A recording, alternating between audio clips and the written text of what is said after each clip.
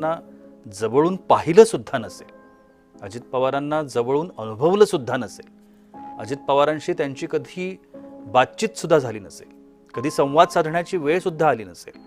अनेक जण अशी आता या संपूर्ण गर्दीमध्ये असतील, पण तरी सुद्धा ते आज त्या ठिकाणी आहेत. त्याचं कारण त्यांना जो विश्वास एका राजकारण्यावरती निर्माण व्हायला पाहिजे तो त्यांचा अजित पवारांवरती झालेला आहे. आणि त्या विश्वासातून अजित पवारांनी केलेल्या विकास कामांमधून ही सगळी मंडळी आज एक पोरकेपणाची भावना या कार्यकर्त्यांमध्ये, पदाधिकाऱ्यांमध्ये आणि तिथल्या स्थानिक नागरिकांमध्ये सुद्धा आपल्याला दिसून येते. प्रत्येकाला असं मनापासून कुठेतरी वाटत असेल की नाही, आज आपल्याला या वाईट प्रसंगामध्ये त्या ठिकाणी जाणं आवश्यक आहे. आणि त्या भावनेनं ही सगळी मंडळी काटेवाडीतल्या या प्रांगणामध्ये जमली आहेत. थोड्याच वेळामध्ये त्या ठिकाणी अंत्यविधीला सुरुवात होईल.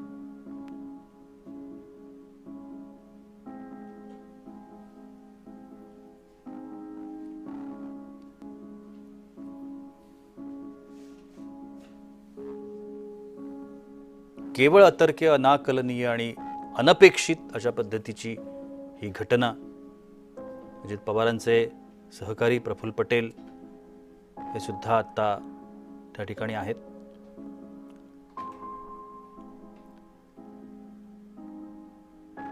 पूर्ण राष्ट्रवादी काँग्रेसचे अनेक पदाधिकारी, कार्यकर्ते, अगदी ग्रामीण स्तरावर काम करणाऱ्या कार्यकर्त्यांपासून ते थेट राज्याच्या राजकारणात, देशाच्या राजकारणात कार्यरत असलेले कार्यकर्ते, पदाधिकारी आज काटेवाडीमध्ये उपस्थित आहेत.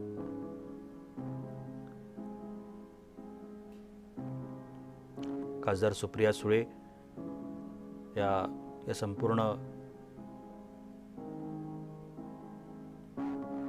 अंत्ययात्रेच्या नियोजनामध्ये स्वतः लक्ष घालून आहेत. कोणालाही कोणत्याही पद्धतीची गैरसोय होणार नाही. आणि ज्या भावनेनं ही सगळी मंडळी त्या ठिकाणी आलेत, त्यांचा आदर करत, सन्मान करत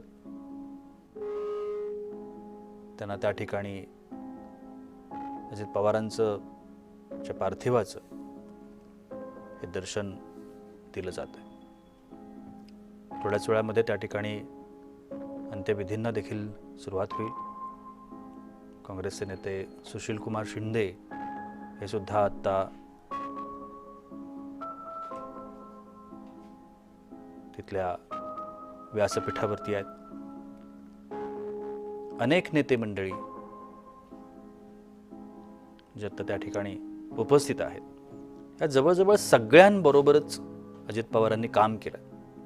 प्रत्येकाकडून काही ना काहीतरी, कारण ते नेहमी स्वतःच्या भाषणांमध्ये, जाहीर कार्यक्रमांमध्ये ज्यावेळेला ते बोलायचे त्यावेळेला त्यांच्यात एक कृतज्ञ जी भावना आहे ती सातत्यानं दिसायची. ते बोलून दाखवायचे. काकाच्या जीवावर आपलं चांगलं चाललंय हे त्यांचं वाक्य हे अनेकदा अनेक भाषणांमध्ये, जाहीर कार्यक्रमांमध्ये आपण सगळ्यांनी ऐकलंय. त्यामुळे आपण कोणाकडून शिकलो, आपले गुरु कोण आणि त्यांचा कसा योग्य सन्मान, मान आपण राखला पाहिजे, ही भावना अजित पवारांमध्ये कायम दिसली. कार्यकर्त्यांचे कान धरताना, त्यांना कानमंत्र देताना त्यांचा एक मिश्किल स्वभाव हा सातत्यानं दिसलेला आहे. आत्ताच्या महापालिकाच्या निवडणुका असतील, स्थानिक स्वराज्य संस्थांच्या निवडणुका, जिल्हा परिषद आणि आता पंचायत समित्यांच्या निवडणुका, या निवडणुकांच्या दरम्यान त्यांची भाषणं ही अनेकदा आपण सगळ्यांनी पाहिली, टीव्हीवर पाहिली, समाज माध्यमांमध्ये पाहिली. आणि त्यावेळेला अनेक त्या ठिकाणी घडलेले गमतीदार किस्से याची रील्स आज समाज माध्यमांमध्ये खूपच प्रचलित आहेत आणि ती सातत्यानं पाहिली जातात. आणि एक दिलखुलास नेता कसा असावा त्याचं एक मूर्तिमंत उदाहरण आपल्याला सातत्यानं पाहायला मिळायचं. मात्र आता हे सगळं थांबणार आहे, हे आता परत कधीही अनुभवता येणार नाही. अजित पवार हे एक नाव आता इतिहास जमा होईल आणि त्यांच्या ज्या कहाण्या आहेत, त्यांच्या कथा आहेत, या आता सांगितल्या जातील. त्यांनी दिलेले कानमंत्र, त्यांनी केलेलं मार्गदर्शन, त्यांनी दाखवलेला जो रस्ता आहे, जो मार्ग आहे, त्यावरून चालण्याचा आता त्यांचे जे पदाधिकारी कार्यकर्ते आहेत ते सातत्यानं प्रयत्न करतील. त्यांनी सुद्धा अनेक कार्यकर्ते घडवले, अनेक नेते घडवले, अनेक पदाधिकारी घडवले.